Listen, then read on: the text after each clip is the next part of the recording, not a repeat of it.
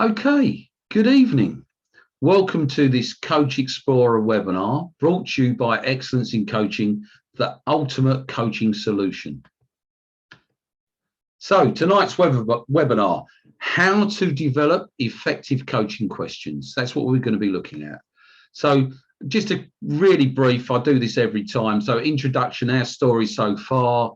Our journey began with the end in mind over a decade ago.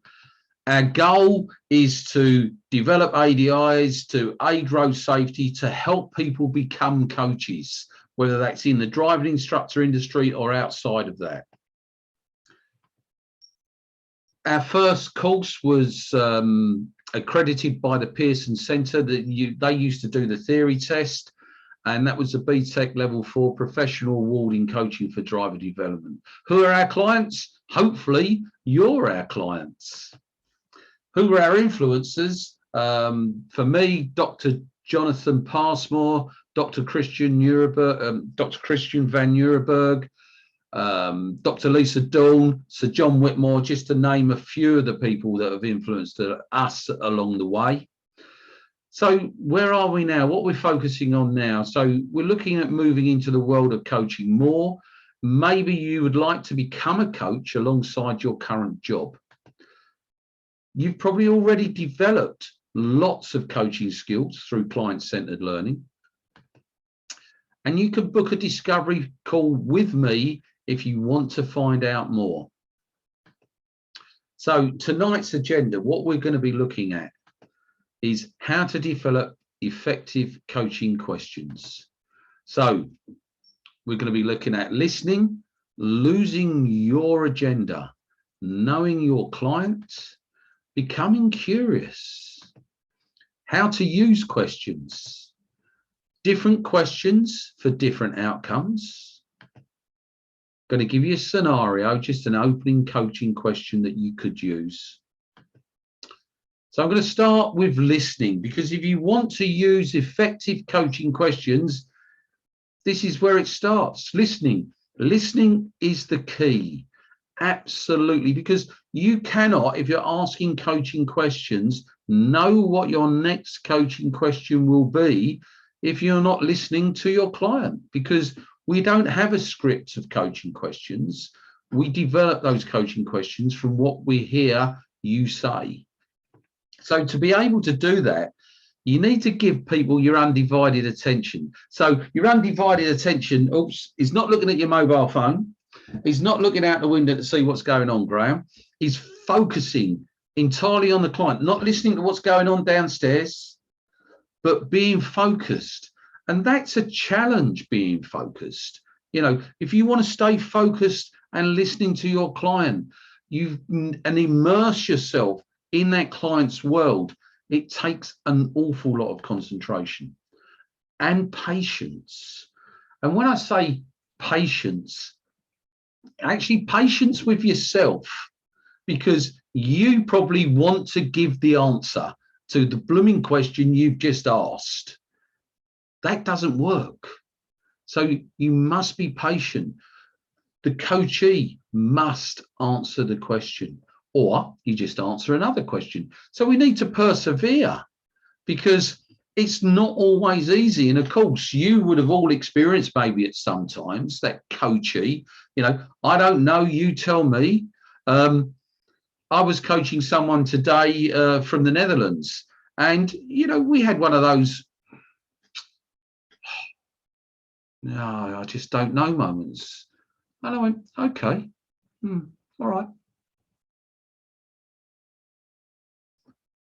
And that bit, that pause, actually unlocked the door, and it all come out. So sometimes that patience, that perseverance, and that pause really, really helps in asking effective coaching questions. Silence sometimes is golden. But we should listen with our eyes. We watch the body language. We know that people's facial expressions will give away how they are. And I suppose the other thing with that is we listen with our heart. We listen for their emotions. We can see the emotional response in their body language. So listening becomes really, really important in the first stage of developing your effective coaching questions. Is you're listening with your eyes, your heart. Of course, we're listening with our ears. And also next, we've got to lose our agenda, or your agenda if you're the coach.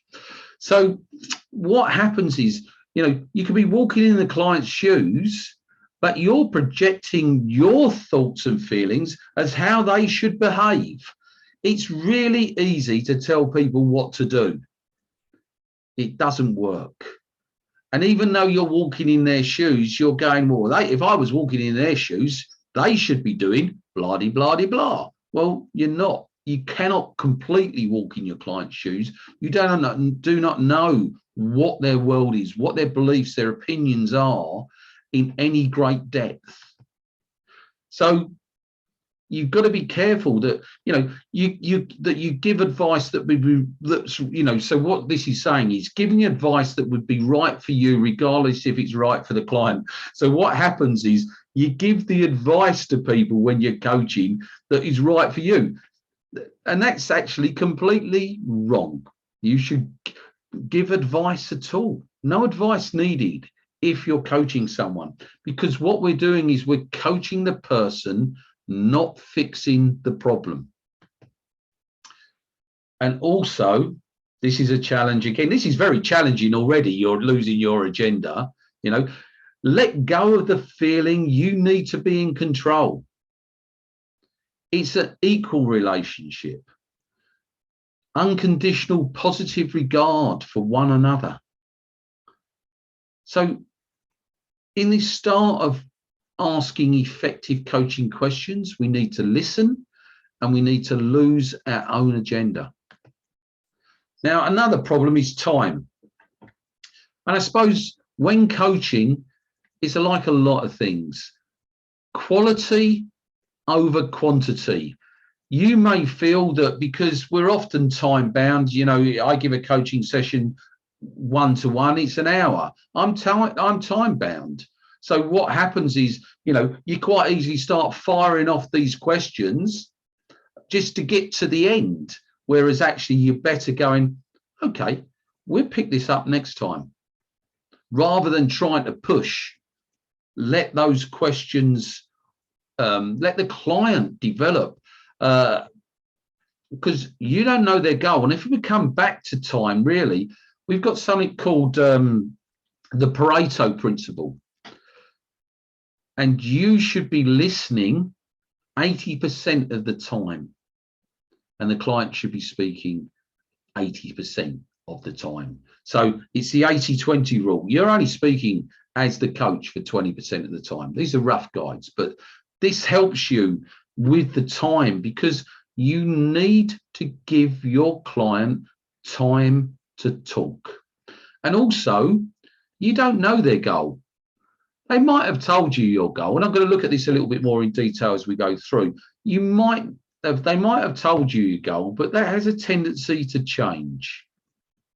And also with the goal is often the end in mind, it's the finishing line. If you think of a horse race over fences, the goal is to cross the finishing line, probably first, but it's not a bad goal just to cross the finishing line.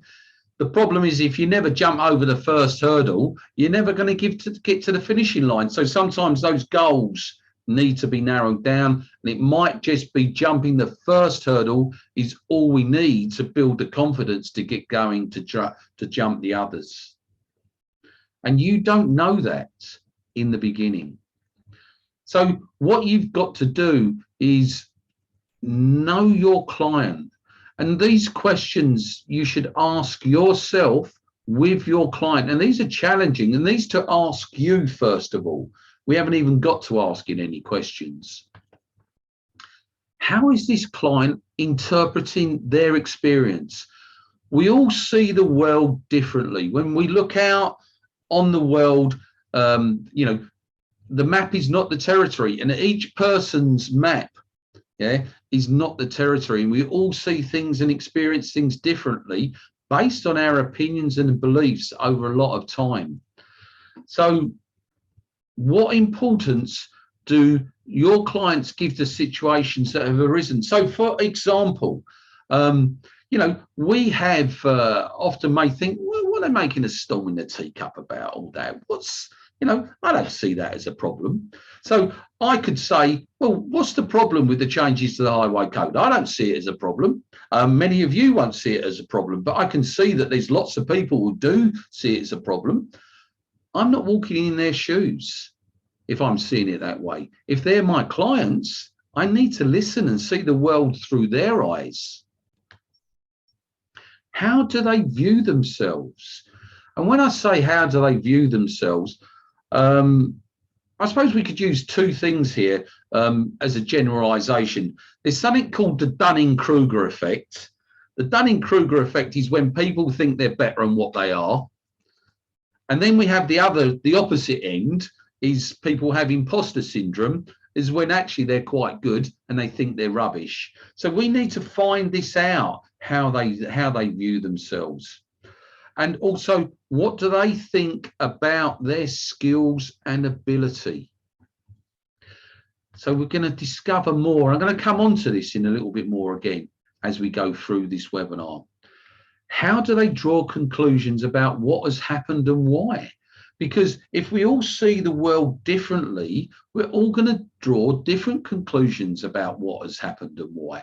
And we only have to have a conversation, just a general conversation about anything, about driving. And you can ask, oh, how did you draw that conclusion?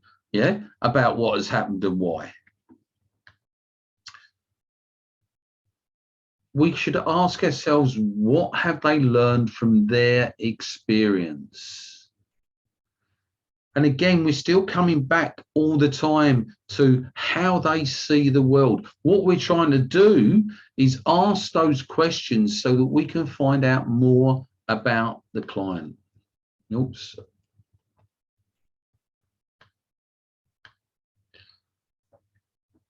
With this in mind, what do they conclude about their future behavior? Because if someone comes to coaching, they want to change their behavior. And when I mean change their behavior, if you carry on doing what you've always done, you'll get what you've always got. So you need to change something to change the results that you've been given. So if you come to coaching to improve your business, if you want to improve your business, you've got to start doing something differently to make it grow. If you want to improve your relationships, you've got to do something differently.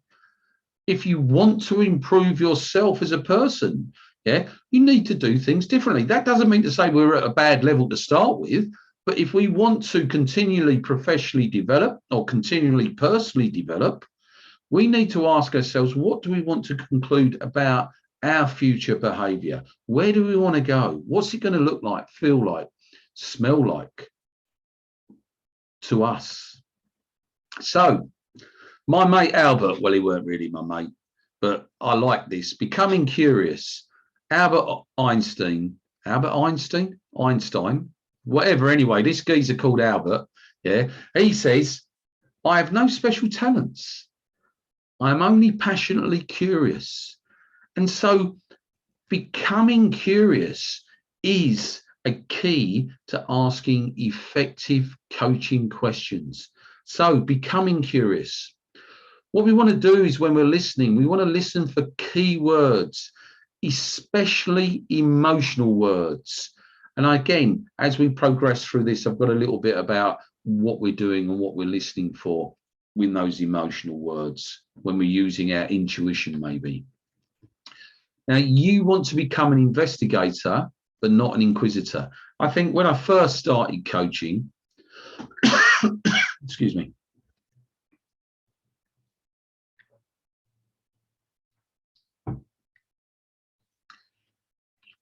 when I first started coaching, I think I was more into being an inquisitor, an interrogator, rather than an investigator. As my coaching skills progressed and I built my rapport, I got much better at being an investigator. Because if you build rapport with people, it's easy for them to actually give to you. So becoming curious. Use silence, not only so that you can ponder, but it allows clients time to think. Back to those pauses I was talking about. If people have time to think, sometimes when you're asked that coaching question and they go, I don't know, if you just go, okay, and you ask it again and then pause, you will be surprised what happens then, because they've had time to think, and giving them time to think is really important. And when they give their answers, it's good to ponder their answer. So you have to have rapport for this, but it's good to ponder their answer so that you can ask the next effective coaching question. Sometimes we need to get used to silence. It's really, really important. And remember, the goal is likely to be different to the original goal stated. Make sure you check the goal. I'm not saying it's going to change, but in my experience, what starts off with the goal quite often shifts as we explore and become curious with our coachees. So when I was talking about the emotions, notice your clients and test your intuition. So this is back to listening. So, you seem upset. Is that how you feel about whatever event it was? And you're just checking, but you could see maybe by listening with your eyes and your heart that they were upset. They didn't say they were upset, but you can see it. You seem to be happy. It's my happy face. Yeah, okay, all right, forget that. You seem to be happy about what just happened.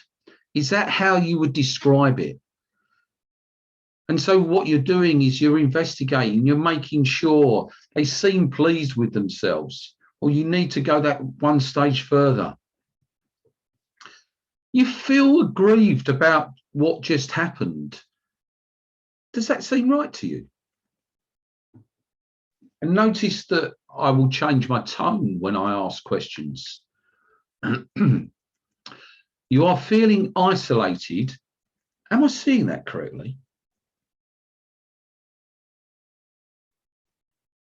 And again, that pause, because that pause helps people to ponder and reflect before they answer the question.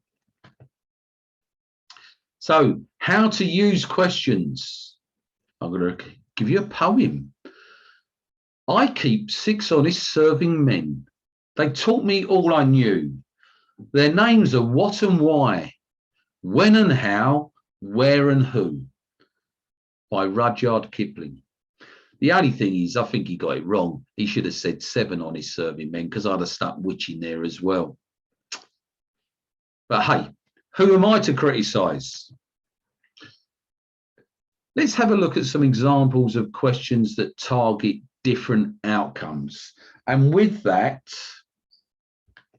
we're going to look at questions that clarify, questions that check people's assumptions, check the evidence, because, you know, all of us get wrapped up in, well, what I call fog, fact, opinion, and guess. And so checking the evidence really helps. Investigating the consequences, anticipated regret, what happens if, your instructions, and the higher levels of the GDE. And if you don't know about the higher levels of the GDE, you can ask me later, but that's goals for driver education. And that's something that virtually every single one of our courses addresses, except for excellence in coaching, because it's about dressing you as a person and becoming a coach. So a question for clarifying. Can you give me an example of what you just said happened? So you're trying to get some clarity of the way that they're thinking and nailing it down so it's a bit more specific. Questions that check assumptions. You seem to be assuming that if you did that, that would happen. Do I understand you correctly? Reasons and evidence. Are these reasons adequate? How do you know? And so whatever's happened, and for maybe justifying the reasons for their behavior, we're checking that. And we're also checking that's how do you know?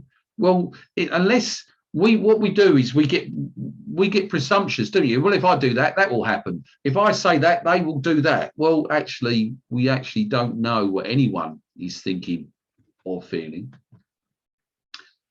And so we should investigate how your client sees the world. Why have you chosen this rather than that perspective? And I suppose this is a time when you could give an opposing point of view, just so that they could weigh up, why have they said this? And you've given an opposing point of view, just so that they can weigh it up. You're not giving advice, you're just stimulating that conversation. Anticipate regret, checking consequences. But if that happened, what else would happen as a result? And this could be anything in life. Because when we're coaching people, we don't know what's going on again in their life. So if that happened with your friend, what else would happen as a result of that?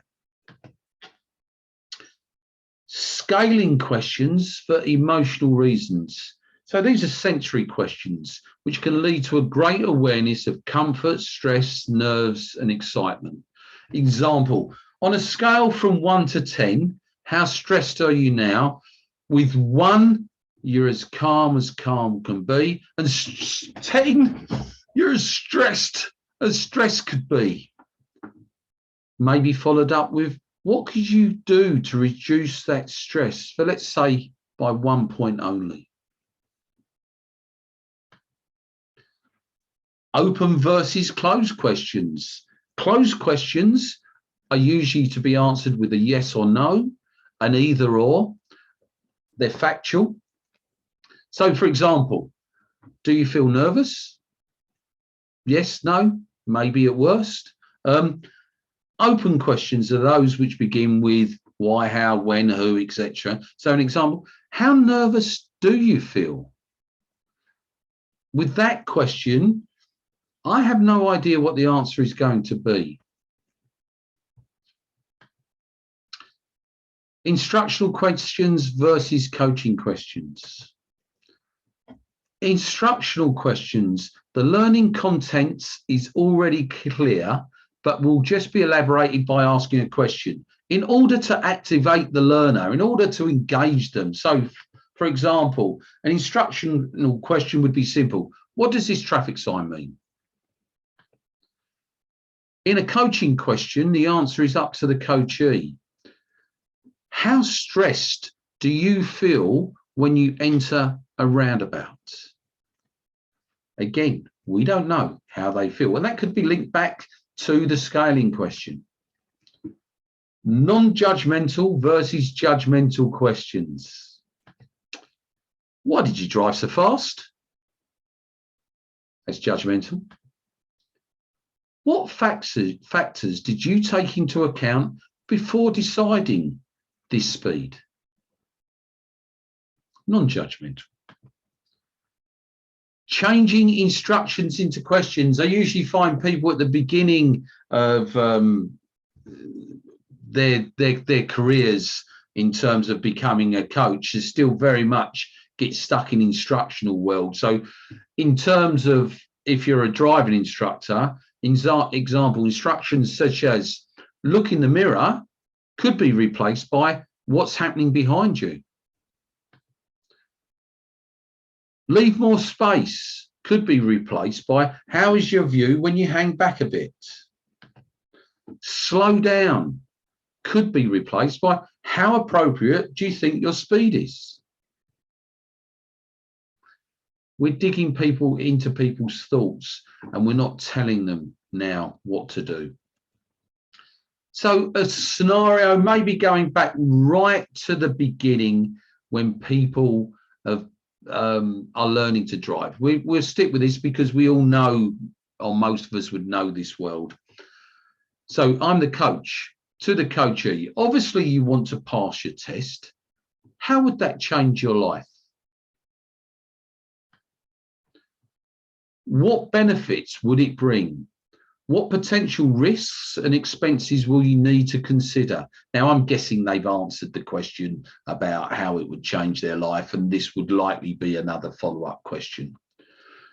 Bearing your thoughts in mind, what would be most important for you to learn about, would be most important for you to learn about over the course of these driving lessons?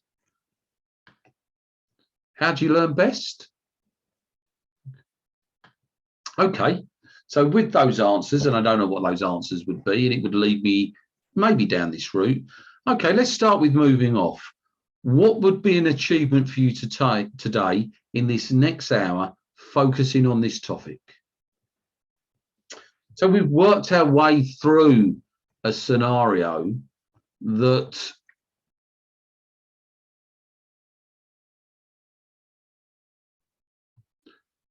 okay, I'll start again with that because I think I just got muted. Okay, we're working our way through a scenario which we could use on the very first lesson, finding out about how driving would change their life, because we know they want to pass the test, but that actually isn't usually the motivation for driving. The motivation for driving goes beyond the test, how it would change their life, yeah, the benefits it would bring, and the potential risks and expenses they will need to consider. So when I talked about the higher levels of the goals for driver education, this is addressing them on level one, on lesson one. Bearing your thoughts in mind, what would be most important for you to learn about over the course of these driving lessons? So that's after they've answered these first two questions. How do you learn best is just getting an insight into, you know, how am I going to deliver this first lesson? And then, okay, let's start moving off. Let's start with moving off. But what would be an achievement for you today in this next hour, focusing on this topic? And we're just getting that goal setting, starting to set goals in place. And at this stage, they're getting used to goal setting. They get used to thinking. They're getting used to taking responsibility. So to summarize how to develop effective coaching questions, listening is the key. It requires patience and presence. You have to give people your undivided attention. Spend less time on sharing your experiences and your thoughts about what's happening in the world. Investigate theirs. Build that rapport to obtain engagement. Discover their why. So that's back to that scenario just now. Why are they doing this? Why are they really doing this? Yeah.